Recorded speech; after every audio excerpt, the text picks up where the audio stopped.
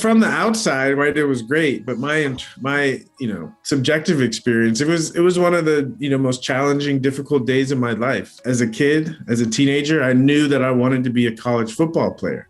I didn't really have aspirations of being an NFL football player. But I just had such a successful college career that I just said, oh, I guess this is the next logical step. And so I went into the NFL. But as I went into the NFL, all of the signs from day one, all of the signs were saying, don't do this. Don't do this. This is not good for you. But I ignored all of those. And I said, this is what I'm supposed to be doing. And so I pushed through all of that. And so what I learned is listen to my heart, regardless of what the world is saying, that I have to listen to my heart. Yeah, and that's what I was most fascinated about doing my research on you is, and here's this guy that literally all signs show could arguably be one of the greatest running backs ever, but you literally did follow your heart, right? And got away from something and followed other passions in your life. And I was blown away by that. I thought that was really, really cool, actually, to think, because the outside world would say, oh my gosh, I'm going to make all this money. I'm going to be this football player. I'm going to be, future Hall of Famer, all this stuff. But yet you chose your passions over that. Thoughts are things. Okay. And so when we have a fear, right? Regardless if it's justified, whatever, just the idea of a fear, that fear becomes a thing in your life, okay? Right? That you're always in relationship with, okay? And so when I say that it always shows up is because the energy of that fear exists in our life and it directs the choices we make.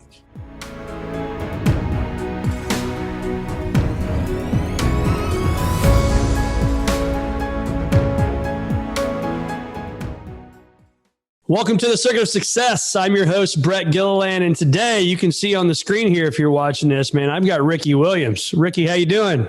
Doing great, thank you. It's good to have you, man. So You're coming from Venice Beach, California. Yes, sir. Yes, sir. How's it going? It's a little gloomy here. We're just outside of St. Louis right now. How's it in Venice Beach, California? It's kind of gloomy. I'm kind of close to the water, so we get what's called the marine layer sometimes, but it usually blows over around 11:30, 12 o'clock. Nice. Very nice. Well, man, you are the 1998 Heisman Trophy winner. You were the 5th pick in the 1999 NFL draft to the Saints. Anybody that follows football knows I think they basically moved mountains to get you picked, didn't they? Yeah, they did. Yeah. It was a big deal. Yeah. So what was that like, man, when you saw that happening? From the outside, right, it was great, but my subjective experience, it was one of the most challenging, difficult days of my life. I had certain expectations of what I thought that that whole draft experience would be, and really expectations about what my NFL experience would be, and they were way off. I think the first thing going into that day, I really wanted to be the first pick. That was important to me. I thought I had, shown the NFL that I was worth it. And the Cleveland Browns were an expansion team coming back into the NFL that year. And I just thought, my running style and my personality was really a good fit for the Browns. I found when I went to Texas, the fact that there was a rich football tradition at Texas really bolstered me, and I felt supported by that. And I felt, Jim Brown, one of my football. Legend. Yeah, exactly.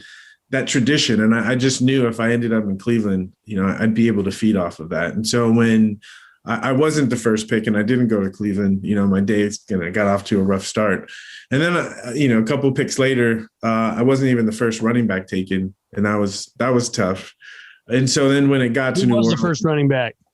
Edgerrin James, who went into the Hall of Fame this past year. Yeah. So it was a really good pick.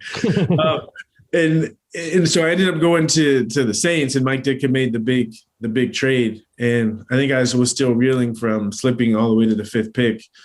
And it was tough mainly because I had this idea, this vision of what I wanted. And then when I didn't get my way, it kind of turned into a 2-year-old.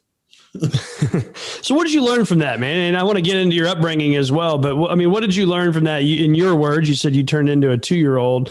What was that? Do you think that was immaturity? Was it just, I guess I'll let you answer. What was that?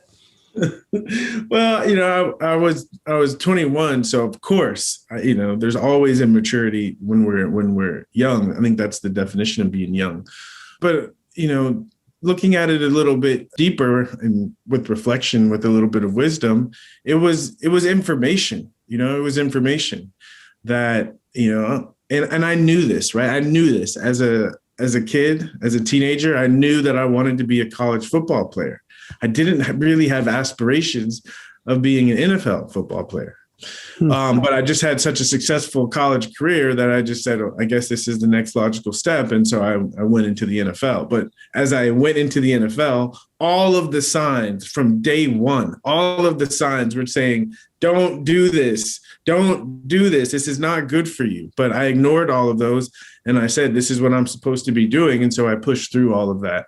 And so what I learned is listen to my heart, regardless of what the world is saying, that I have to listen to my heart. Yeah, and that's what I was most fascinated about doing my research on you and here's this guy that literally all signs show could arguably be one of the greatest running backs ever, but you literally did follow your heart, right? And got away from something and followed other passions in your life. And I was blown away by that. I thought that was really, really cool, actually, to think, because the outside world would say, oh my gosh, I'm going to make all this money. I'm going to be this football player. I'm going to be, future Hall of Famer, all this stuff. But yet you chose your passions over that. So talk to me about that.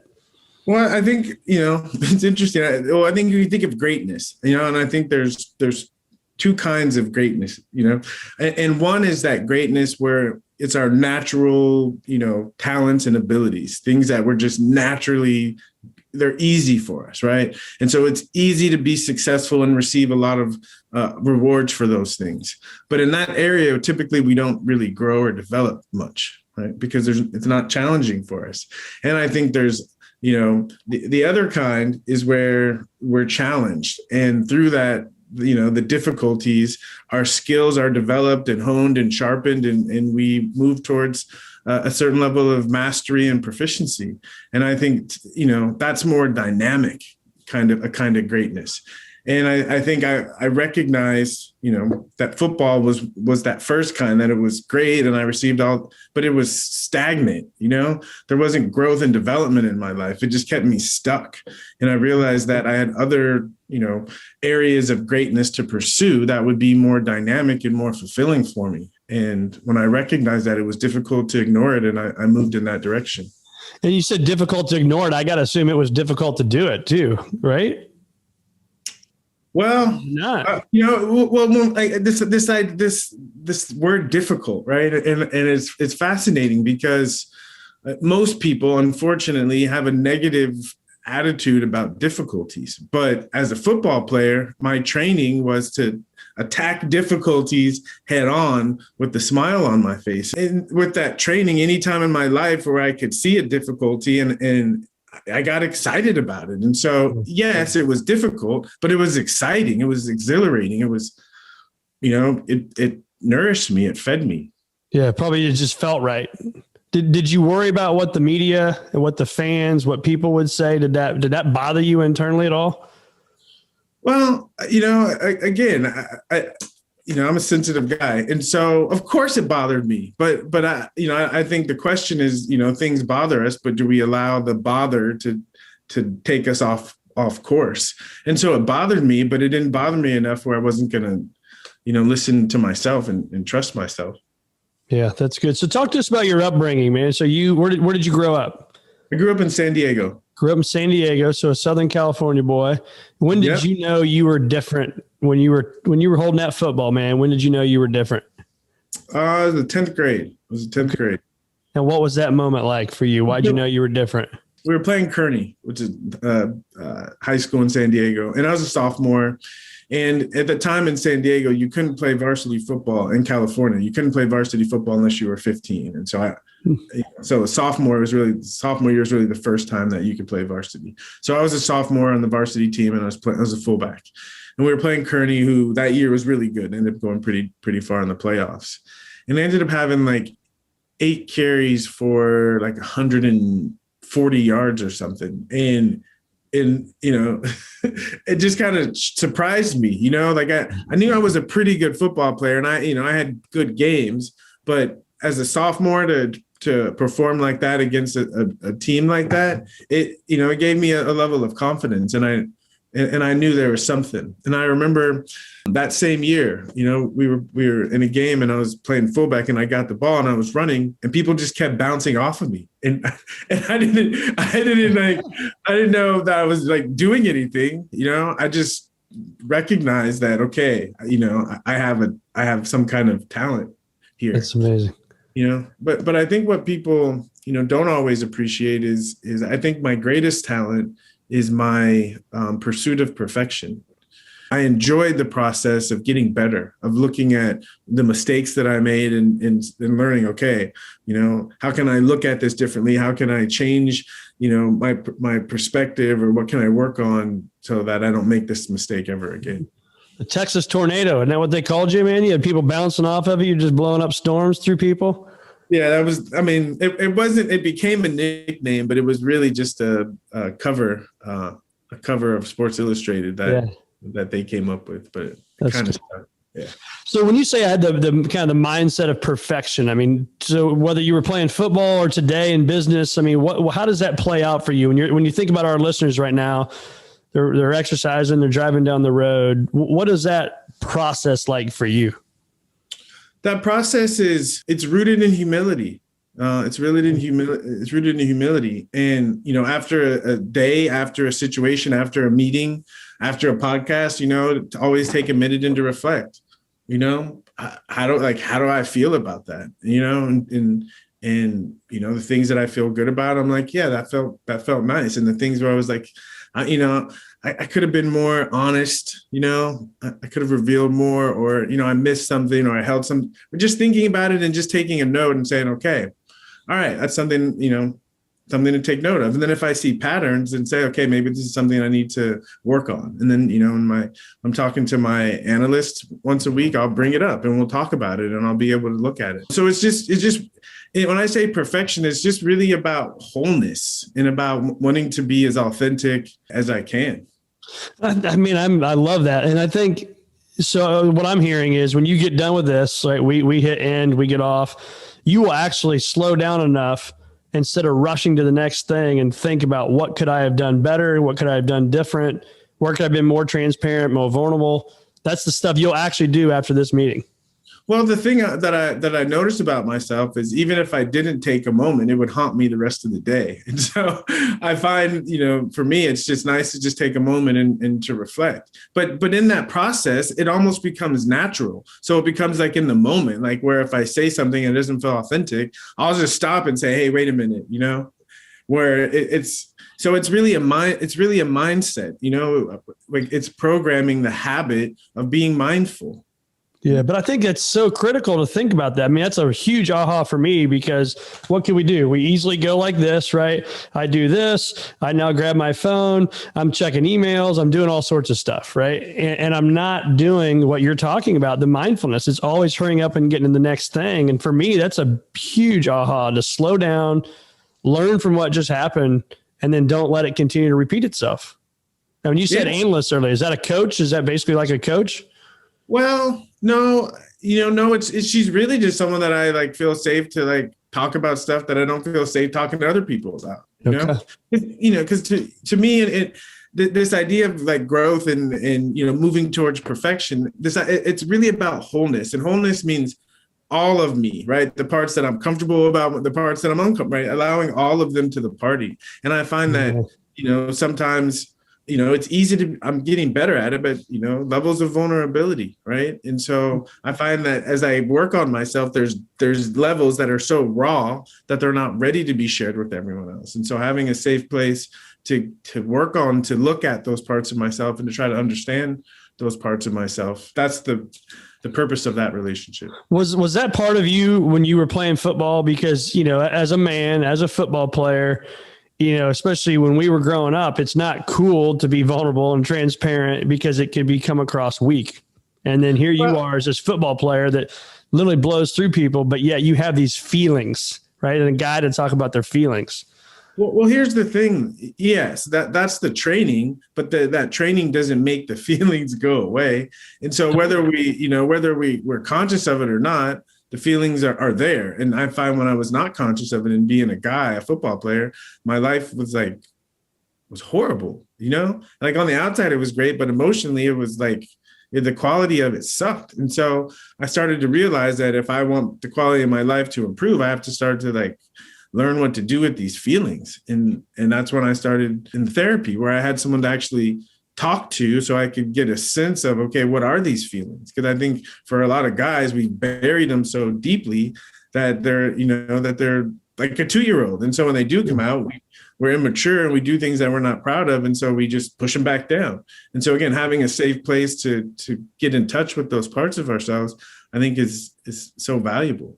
Did your family teach you that at a young age? Like, did you grow up with that saying, hey, Ricky, it's okay to talk about your feelings, buddy. You're 8 years old. I mean, did they embrace that? Well, I think culturally, I think the African-American culture, I think that's kind of, that's kind of a stereotype, but there's some truth there, is that, we are more there in our culture. We are more allowed to feel. It's not so taboo. Yeah.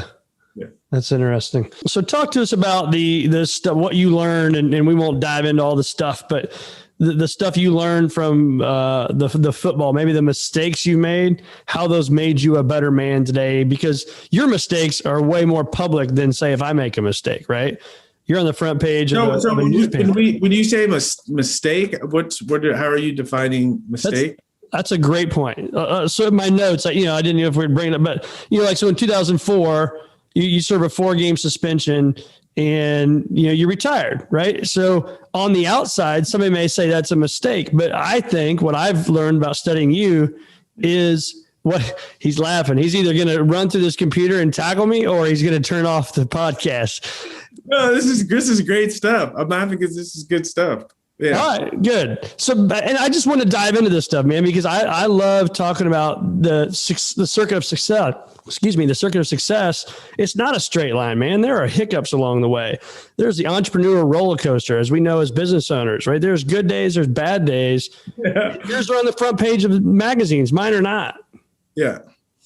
So I'll shut up and you can talk. But again, though, like to me, the beauty of it is the fact that my quote unquote mistakes are on the front page is I'm in a position where I get to help people realize that what they believe about the myths about mistakes are all BS, right? That it's not real, right? Just buying into and it's useful to think that, yes, we learn from our mistakes to a certain extent, but the truth is you don't know the choices you make and the way the world reacts to it. You don't know that it's a mistake. Like, to me, that I believed it, but it didn't check out. All the things that were mistakes were things that led me to having a more fulfilling, exciting life. And so when I tried to check and say, if these are mistakes, then maybe the word doesn't mean what I think it means. And so, at the end of the day, I think, to really live a fulfilling life and all of the things we go through, they're trying to tune us into ourselves and to believe in ourselves and to know that if you believe in yourself and you keep an open mind, you'll be fine, right? You'll be better than fine. And I think all of the mistakes are trying to say, stop trying to do it the way you were told to do it, right? That there's a different way to do it. And if you wake up to that, your life becomes better. Such a great answer. Such a great answer. So we talk about this in a lot of these shows, is the fears we put in our minds. And fear, again, can mean different things to different people, right? And it can drive people, it can hold people back. But how many of the fears that you maybe put in your mind actually blew up to the magnitude you put them in your mind to be? All of them. They did. I want to talk about this, man, because you're the only guy that's ever said that. Of 240 or 235, whatever it is, episodes, everybody usually says none of them. But now you're saying all of them. I'm anxious to hear that. Yeah. So what I found is fears, right? One of the things that I've learned, and I truly believe this, and I think it's a valuable insight, is that thoughts are things. Okay. And so when we have a fear, right, regardless if it's justified, whatever, just the idea of a fear, that fear becomes a thing in your life. Okay. Right. That you're always in relationship with. Okay. And so when I say that it always shows up is because the energy of that fear exists in our life, and it directs the choices we make. And so what I'm talking about more is this idea of our self-fulfilling prophecies, right? That all of the things that come in and stop us and block us, they are the creation of our fears. That's deep thoughts of Ricky Williams right here, man. I love it. So what are you when you hear me say visualization or your vision, what do you think about, and do you have this well thought out plan of what, the next 5 and 10 years looks like for Ricky Williams? I don't. My idea of a vision is just that. It's what you see, right? It's what you see. And I think you can look into the future and with vision, and you can see a certain future. And so I'll give an example. So I did a reality show, Celebrity Apprentice, but it was with Arnold Schwarzenegger, not with Donald Trump. And one of our tasks was to we had to do a commercial for a barbecue sauce company. All right. And I wasn't the person in charge. I was just on the team, and we were sitting around on the table, and we were thinking of, okay, what can we do? Right. And it's a tense environment because you have to come up with an idea, and like we had to shoot a commercial in like 5 hours. Okay. And so I'm sitting there and I'm like trying to think, okay, what can I do? What can I do? And I just sat there and took a deep breath. And then like the whole image, the whole idea of the commercial just popped into my mind. Okay. To me, that's vision. Okay. That's vision. And then the idea of the plan of how to execute, that's the plan. Right. But to me, the vision is where you see the possibility of what can show up. And then the plan is, okay, how do I put this into manifestation? And so I've seen a vision of where my life is headed. And now the process is putting the people together and executing on that vision. Yeah. And that's what I was going to ask. So how do you do that? Right. So how do you execute on this vision? Is it goal planning? Is it strategy work that you're doing? Is it just taking action and showing up every day and getting to work? It's really showing up. It's showing up. So the same way the vision comes, the vision has a quality, right? It has a quality. And it's about, especially as a leader, as we move forward, recognizing, who, what opportunities, people match the quality of that vision, right? Yep. And so kind of like a conductor, putting the pieces together and keeping them, moving in harmony. Yeah. To help to make sure that, everything stays on course and moving in the direction of that vision. So what would you tell yourself if you could give Ricky Williams advice 10 years ago? What would you tell that guy? 10 years ago, 2011.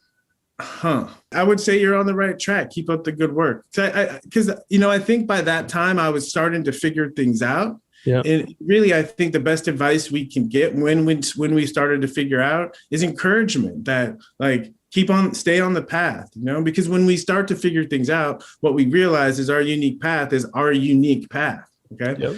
And we need encouragement, not to follow a certain path, but we need encouragement to trust ourselves and to follow our unique path. Yep. And how do you do that though? Because you go from, hey, I'm going to be a football player. And again, I'm using air quotes here. If you're just listening, that I can make all this money, but yet it's not making you happy inside. So therefore I'm going to go follow this dream. But what if that dream doesn't work financially? What happens, right? You have people listening right now. They've got spouses and kids and houses and different things that they got to worry about. So maybe holding them back from following their dream. So this is what I was talking about the fear, right? That because what you just brought up isn't a reality. It's just a fear. So what? It's a fear. You have to deal with that. You have to deal with that fear. But to avoid making a choice because of that fear, I think that's the sin. But the fear is there. Look at it. Answer the question. Okay, so what? So what? Right? Because I think ultimately, right, what fear is trying to allow us to do is learn courage. Right? And part of courage is creativity. Right? I have the ability that whatever life throws at me, I have the ability to figure it out. And with that kind of confidence, then we can deal with the fears. But if we don't have that confidence, then the fears just make us not deal with things. Yep. When you hear me say the word anxiety, what comes to mind with that word? Life, right? Life. Life creates anxiety. That life creates anxiety. And I think, to truly incarnate and to be alive is you have to learn to deal with anxiety. You have to learn to deal with it, not to avoid it, not to numb yourself to it. You have to learn to use it. Did it hold you back at all?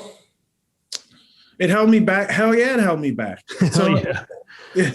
It did, because I allowed anxiety to be something that was a negative thing instead of listening to it. Right. It's like I said, to me, the anxiety was telling me, you don't belong here.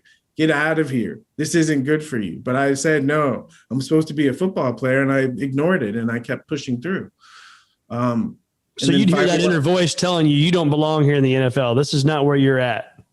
Yeah. Yeah. I mean, a couple of times I let it seep in, but it was too scary. Because if I was like, if I'm not a football player, then, yeah, what am I? That's who you are, right? That was scary. Yeah. I had invested so much. Into being a football player. There was a void there. There's a big void there. Yeah. And that's what I think too, is like, how do you overcome that? The people that, hear me talk about anxieties all the time on this show is, how do you battle through it? How do you overcome it? I don't think it's battle through it. I think it's listen to it. I think that the battle through it is the problem. I think it's listen to it. The anxiety, it's not there because it's something bad. It's there because it's trying to tell you something. So walk me through that. I love this, by the way. So instead of battling through it, and it'll be fine, and have your self-talk, whatever it may be that people get through it, you sit there and feel the anxiety, listen to it, then what? Well, so I mentioned, it's important to have someone that you feel safe enough to share the anxiety with, right? Yeah. Because again, it's just information, but it's internal and it's so subjective. It just scares us. We can't get a bearing on it. But if there's someone that we feel comfortable and safe enough to share that with, then we can look at it and we can be like, oh, right. Because what I'm saying, it's information. But if we buy the idea that this is bad or this is wrong or I shouldn't feel like this, then we lose access to that information. And so the information has to try to find another way to get in. And so the anxiety gets better. It doesn't get worse. Yeah. So what's Ricky Williams up to today, man? What's life like today? It's busy. Goodness gracious. So, I'm into doing a lot of things. They're all related. I have my own podcast. I'm a professional astrologer. And so I do a couple of readings a day, the CEO of a relationship app. And so, startup world is crazy. Yeah. I'm a father and a husband, and thank goodness, my wife is my partner in all my businesses. Oh, that's cool. Yeah. That's really cool. So what are you most excited about in the future? If we were to reconnect, a year from now, 3 years from now, and you said, man, this happened, Ricky, what is it? And what's it like? It's Lila. It's the relationship app that I'm working on. Lila, Lila. Lila. Lila. All right. Tell me more about that. Yeah. So, I mentioned that I'm a professional. Sirens going on out here. Sorry if you can hear all that. Yeah. I mentioned I'm a professional astrologer. And when I met my wife, we started studying astrology together, and we started to use it in our relationship. And it was just really incredible how it helped us navigate, relationships, right? And it's really helped us build a very powerful relationship. And so we took a relationship. In the playing days? Sorry to interrupt. No. I met. We met. Yeah, this is post playing days. Okay.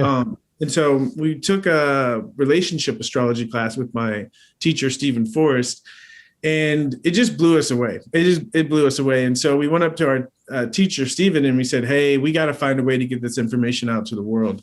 And he said, I agree. And so we decided to create this app. And so it's an app that allows people to use astrological insights to understand themselves better.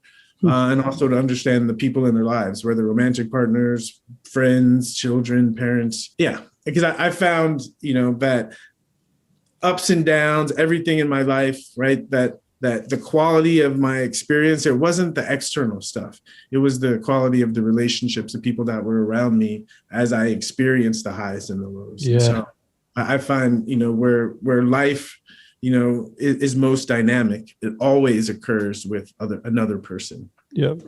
Yeah. So LILA. So people can go on the App Store, I assume on our phones or Androids or whatever, and get that app. And then we're in beta. We're in beta. We'll be in the App Store in the next 2 months. Okay. But yeah, it's exciting. It's coming along, man. The startup world. What are you learning from the startup world? Just another skill set. I feel like everything I've done up until this point has trained me and prepared me to do this. And so it's really what I learned is paying attention, that anything is really about paying attention.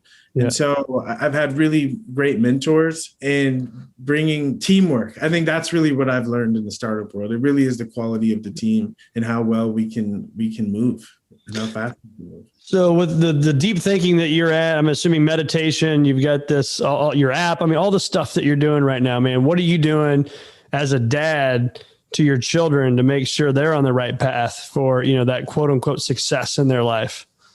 Yeah, just affirming them in every opportunity that I get, Yeah. I think the greatest gift I think we can give our kids is teaching them to earn the right to believe in themselves, Yeah. Are you promoting sports at an early, how old are your kids? My oldest is 21. My youngest is 11. I don't promote sports, but it's in my blood. And so, my young, right. Yeah, exactly. My youngest he's really into it. And so we really bond through me, teaching him how to catch, right? Like I'm really big into skills. And so it's fun to see him take, my instruction and really flourish and, have his own style and flair. It's cool. Does he realize who his dad was? No, he's 11. So he was too young when I retired, but so he's just annoyed. He's just annoyed because he didn't really see me play, but he's annoyed that all of his friends tell him that he's good only because I'm his dad. Yeah. That would get annoying. He's gonna blow through them one day here real quick, I'm sure. So last couple things. I know you're a busy man. What can you tell us some of the greatest things, man, about playing football? Whether it was at Texas, whether it was the NFL, some of those moments, man. Whether you're playing your heroes, you got tackled by a hero, you blew through a hero. What are some of your favorite moments in football? My favorite moments were always being the underdog and feeling that moment where the team starts to believe in themselves. It's one thing when you see one person believe in themselves, but when you see it become contagious and a whole unit or group starts to believe in, there's nothing like it. It's fun. And I think it's what fans love, right? When they see the momentum shift in the game, right? But to actually be a part and to be a part of that, there's nothing like it. That's going to be amazing. I'm going to ask you this one last question. I was fascinated by this when I watched the Super Bowl this year. Saw Patrick Mahomes walk up to Brady. He said, "Hey man, you're the GOAT, congrats on 7." And then Kelsey, the tight end for Kansas City Chiefs, he said, they do their hug. And he said, "Somehow I knew you'd find a way to do it." Yeah. For me, when I heard that, I said they were defeated a week ago, right? Because in his mind, he thought Tom Brady's going to figure out a way to beat us. And he did, right? So as a football player, I'd love to hear your thoughts on that. Well, honestly, I wouldn't necessarily say he was defeated then. I would say it was an awareness. It was an awareness, and sometimes, especially in team sports, and this is what I'm talking about, you realize the momentum of a team is what determines the outcome of the game. And yes, the leader is the one that can conduct and generate that energy. And you could feel it when the Bucs got into the playoffs, right? Yeah. You expected them to win the first game, but everyone expected them to lose the second. And when they won that game, you could tell that the confidence right, the momentum, because the momentum shifts in a game, but it's more magical when it shifts in the season, right? Yeah. Right. And so you could just tell what they had it, and you could tell the Chiefs and Mahomes realized he didn't. Maybe if he would have, that week before where he realized it, if he could have said, okay, what can I do to try to address this and get the team's morale up to meet this, then he could have done something about it. But I think it was an awareness. Yep. Yeah. Last question, I promise. Where's the Heisman Trophy? I sold the Heisman Trophy. Did you really? I did. Yeah. I sure did. How was that? Was that emotional? Or you're like, nah? It wasn't. It wasn't. It was one of those moments in life. And we talked about mistakes, right? And I like the word failure because I looked up the etymology of the word failure, and it means to stumble. Okay, it means to stumble. And so, it was one of those moments. It was one of those moments in my life where I was at a crossroads. And at the end of my NFL career, my financial advisor was a really close family friend. And about 2 years after I retired, I got a call from the IRS telling me that I hadn't paid taxes in 4 years. And I was like, wait a minute. And so I called my financial advisor, and she started to like make up a story, and I was like, Yeah. So over the next couple of months, I realized that literally all of the money I had made, she had been using it to live off of. And so it was one of those moments where I was like, okay, I thought I had $8 million in the bank, and I realized that I don't have any. And so it was like, do I panic? And I realized I was in my office, and I realized I looked around, and I had art, that I had collected. I had a whole bunch of trophies, and I realized I'm fine. I'm fine. Yeah, I'm fine. And I was able to. That alone is incredible to think. Most people would freak out. Yeah, I almost did. I mean, the thought crossed my mind, but the reality was I realized the reality of it was that I'm fine, right? That I've built enough, assets, resources that I can land on my feet and rebuild. Yep. That's incredible. I could go on for another hour and a half with Ricky Williams, man, but I know you got things to do. So where can our listeners find more of Ricky Williams? How can they reach out to you? I think that to really hear more of what I'm about and what I'm up to, check out my podcast. It's Curious Questions with Ricky Williams, and anywhere you get your podcast. And Instagram, I got the Instagram handle @Williams, so easy to find there. It's a nice one to get. Yeah. And I think that's enough. Easy to find me those places. Awesome, man. Well, thanks so much, Ricky, for being on the Circuit of Success. It's been awesome having you, and just such great, deep thoughts. I was excited about it for coming into today, and I'm really excited we got to connect. Yeah, me too. Thank you.